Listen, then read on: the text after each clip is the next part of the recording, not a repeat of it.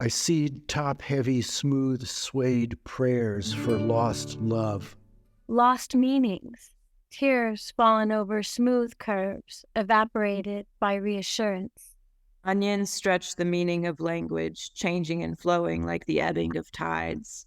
Asked the museum director. It is there that vision and emotion become one.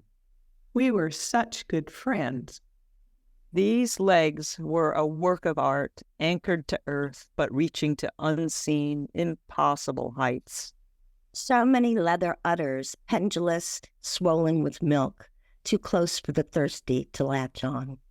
I'm mystified. I'll never solve this picture, so I just imagine going to a party at Leonard Cohen's and forget about the onions. It's that time again. We are emerging from the waters, from the dark, wet winter under the sea. Is the short story in the offing about artificial udders, or would that be utterly ridiculous? Huddled together in community, contained, constrained, waiting. She couldn't breathe in his company.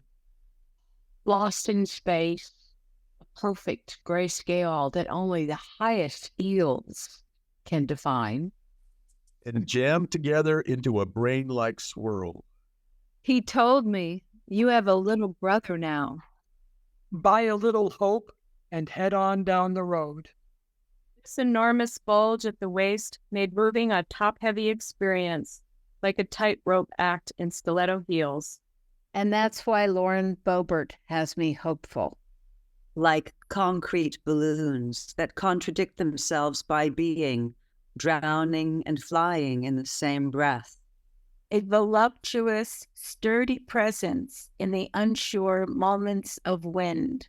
Rounding the corner, this feels like some of those geometric moments that leave stretch marks in your mind. Success was tattooed on their eyes, written in blood on the clouds. Are these a creation of Christo? Christo is dead.